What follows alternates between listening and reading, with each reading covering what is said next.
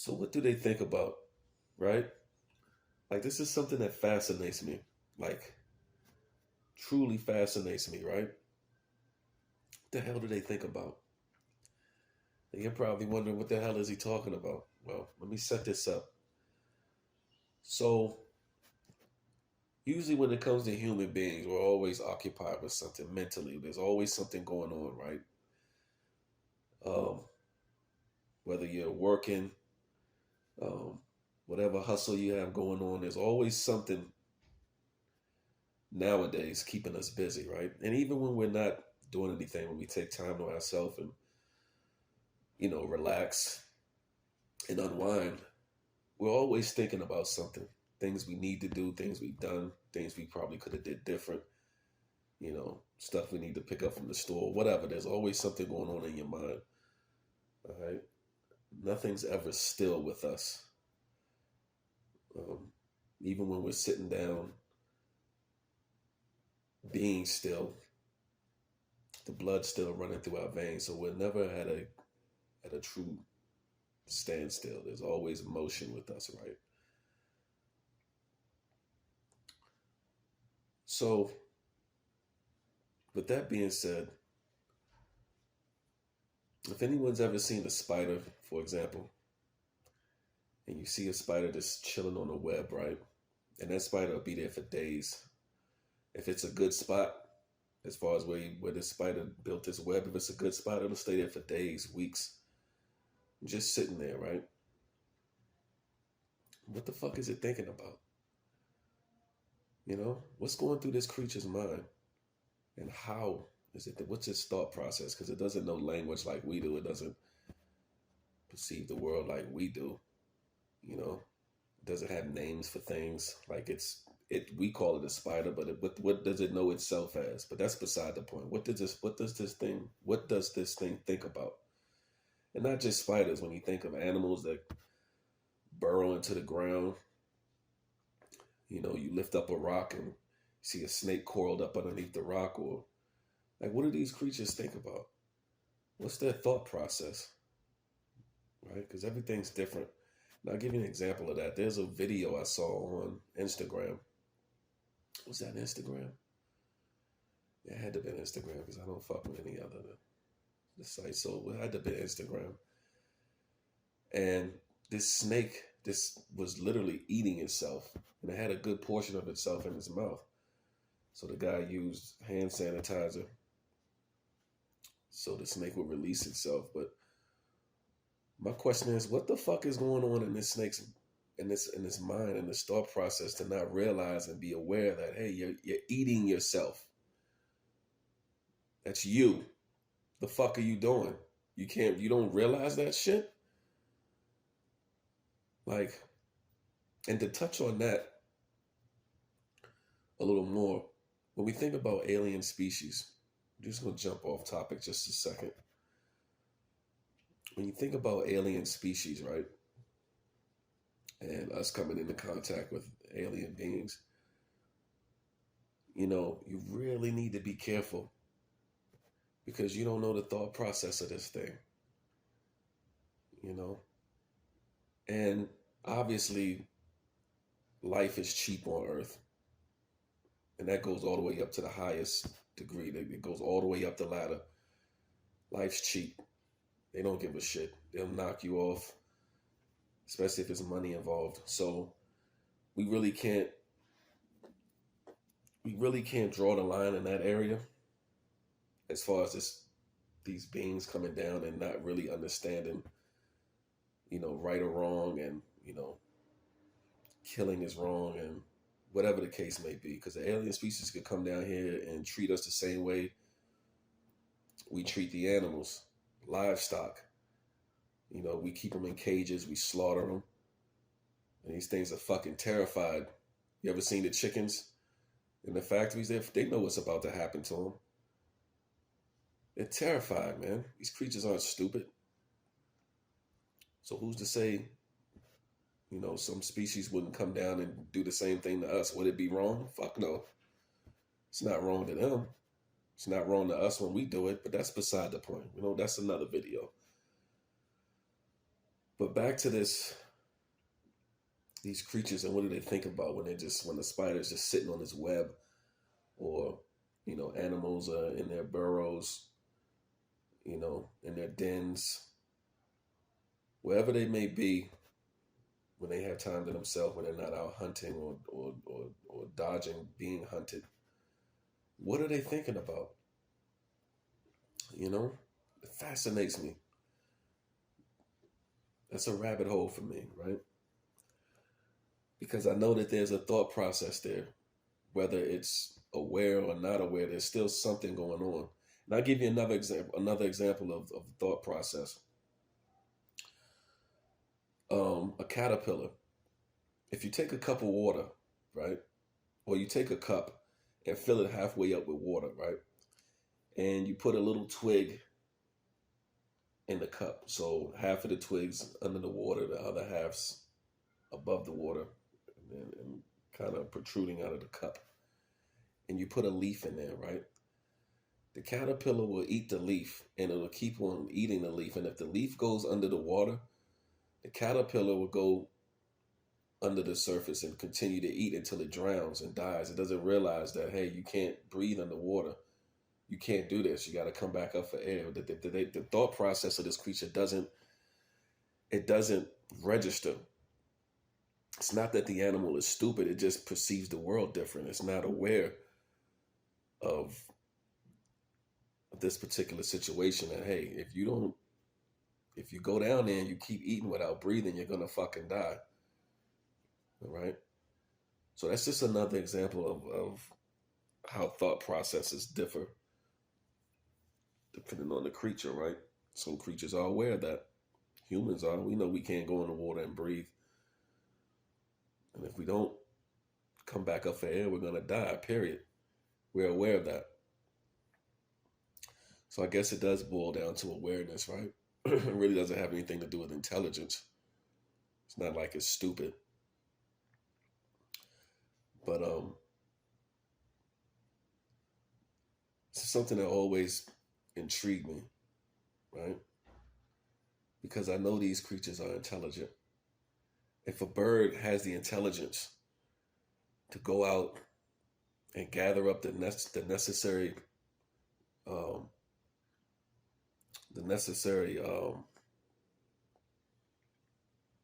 what's the word I'm looking for, man? I just woke up, you guys, about 20 minutes ago.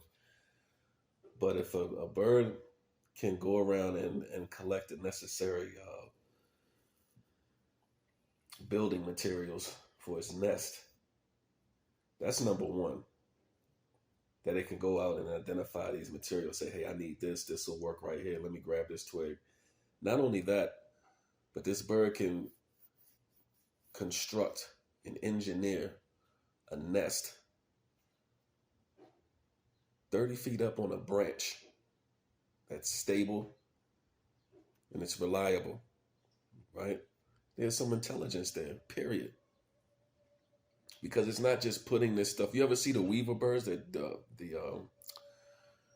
a bird that takes grass and it weaves its nest. It's unbelievable. Like, how did you? It must be in its DNA, because how did it learn to do this? Do they have classes? I mean, when we see birds up in the tree, or when we hear birds up in the tree and they're chirping away, and just a big conversation, what are they talking about? Are they teaching each other these different things? Like, I know it sounds weird, but if you really think about it, it's legitimate. It's a legitimate question. Goes back to the whole parasite thing. If you guys saw that video, about how do they know how to navigate the body? How the fuck do these parasites know where to go inside of the body? That's gonna always intrigue me, right? But yeah, what do they think about, man?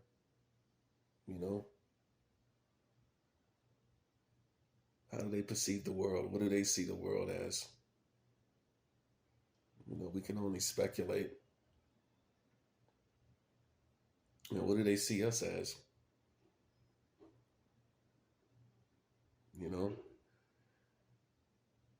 I wonder what secrets they hold. because I'm sure they have their secrets too. Like, when you think about humans and the things that we do and how we interact with the reality around us, we have secrets. You know, we all know that. Secrets of all types.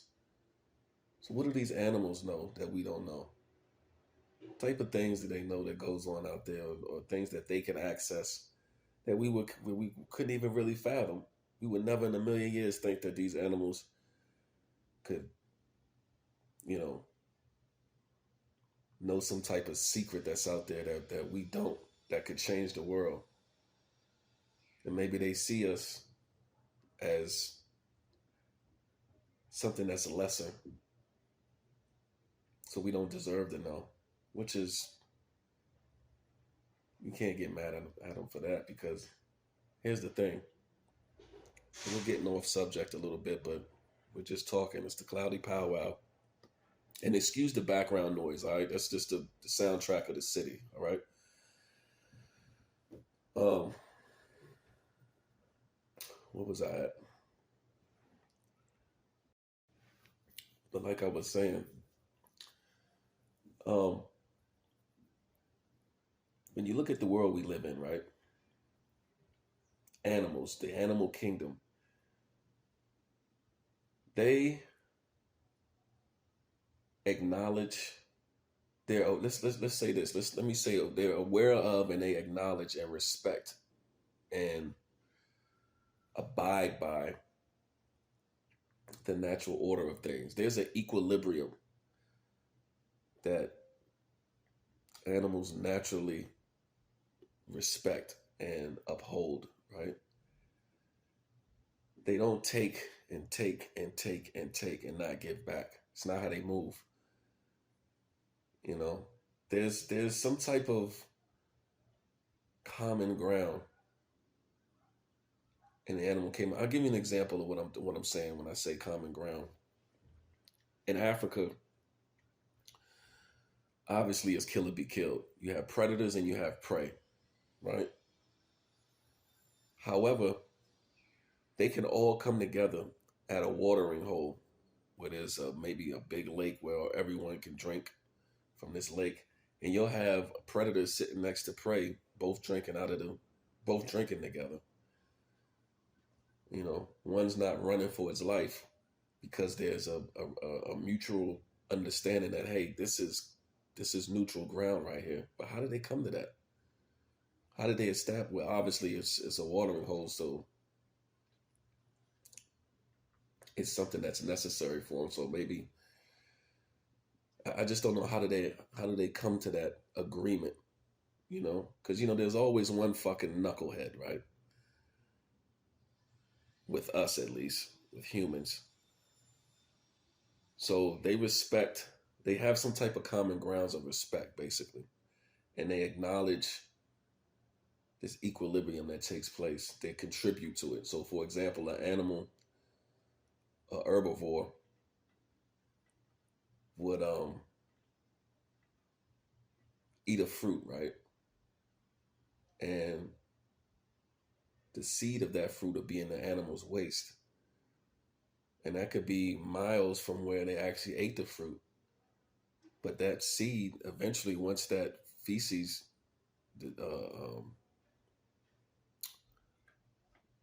I guess you call it, disintegrates or whatever, the seed is left. And then the seed will be planted because there's nutrients all around it.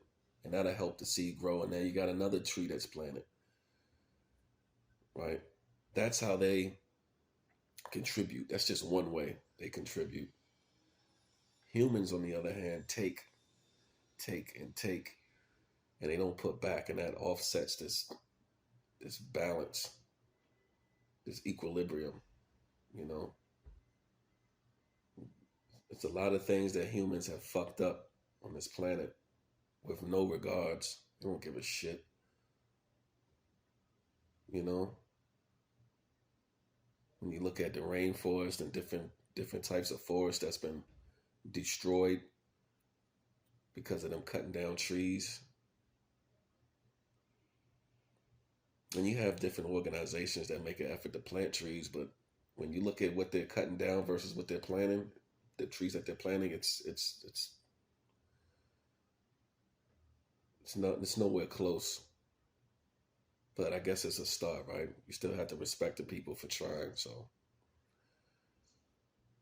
but all in all, the human race doesn't acknowledge and respect this equilibrium that needs to take place in order for this closed-in ecosystem to work. So,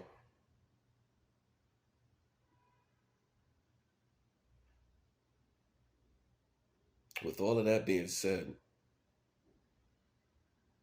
we kind of got off the topic a little bit. When you see a spider sitting on a web, or if you live in a city, you happen to walk down the street and you see a rat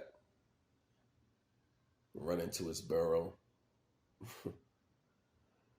I like rats. They get a bad rap, man. They're survivors, yo. I got a lot of respect for them. They have to deal with our bullshit. And we have the nerve to call other species pests. They abide by this equilibrium and help maintain a balance, but we call them pests as we fuck up, right? Unbelievable to me, man. That's human arrogance, though. Fucking arrogant, yo. The fucking audacity, right? But anyway, the next time you see that, I want you to think about what's going through your mind. What are you sitting on that web thinking about? You know?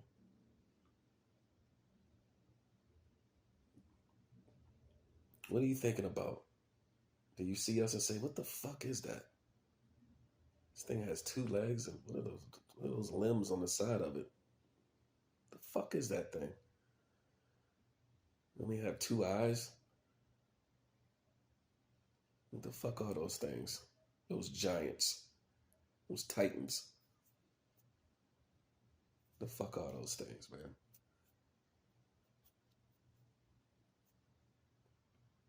It's interesting to think about, man.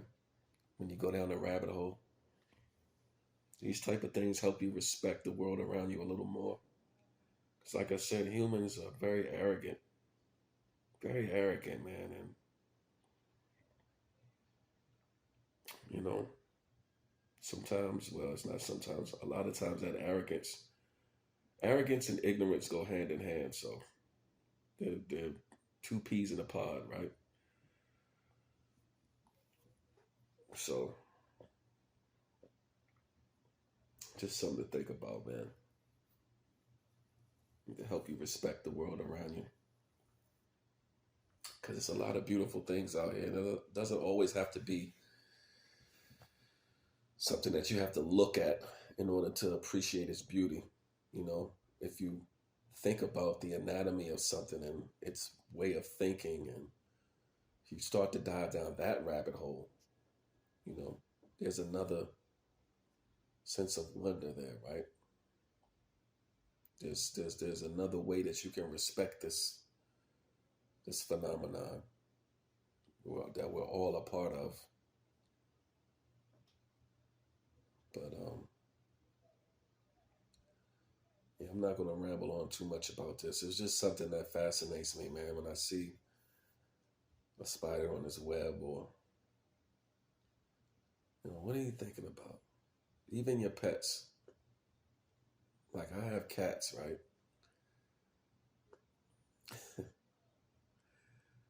And sometimes I look over at the cat and they just staring at me. And you look over at it, they'll blink their eyes. Anyone who knows cats know they blink their eyes. That's a sign of a mutual respect type of thing. They admire you. Cats are amazing. They're brutal when they want to be, but they're amazing. What are you thinking about when you're staring at me like that? Hmm? You know what I mean? Anyone with cats knows exactly what I'm talking about. They'll sit there and they're just mesmerized, staring at you. You know? What are you thinking about? What are you thinking about when you rub up against me like that? You know? So don't get caught up in the dumb shit, you guys. All right? Hold on to that sense of wonder. Always ask questions and congregate amongst each other, you know? There's nothing wrong with speculating. Again, excuse the background noise. Like I said, this is a soundtrack of the city. I don't mind it. It's organic, you know? So, I actually forgot what I was saying because of this fucking siren. So with that being said, I'm going to end the video. Thank you for watching. Actually, you know what? I do remember what I was going to say. Don't get caught up in the dumb shit, right? Because there's so much out here it's a fascinating world we live in. But there are powers out here that want to destroy the beautiful things in life. They want everything to be turmoil and struggle. And it doesn't have to be. You know, your mind is your escape. You know, never lose your sense of wonder.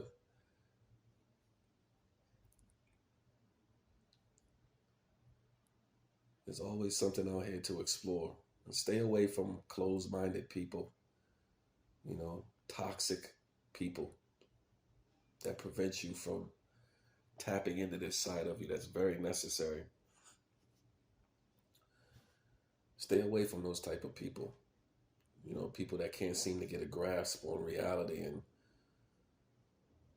the understanding that this world around us, we're all connected. We're a part of this somehow. And you have some people out here they're so far out of reach, so ignorant, that they want to bring the next person down to that level with them. And they say that misery, excuse me, and misery loves company. That's inaccurate, right? That's not true. Misery doesn't love company. Misery needs company. Okay, misery doesn't love a goddamn thing. That's why it's miserable. It doesn't even love itself. All right, misery needs company. All right, let's just get that shit straight. Okay. So, with that being said, you guys stay positive, stay connected, stay tapped in, and just enjoy your life. All right. Explore. Okay. It's very important. Thanks for tuning in.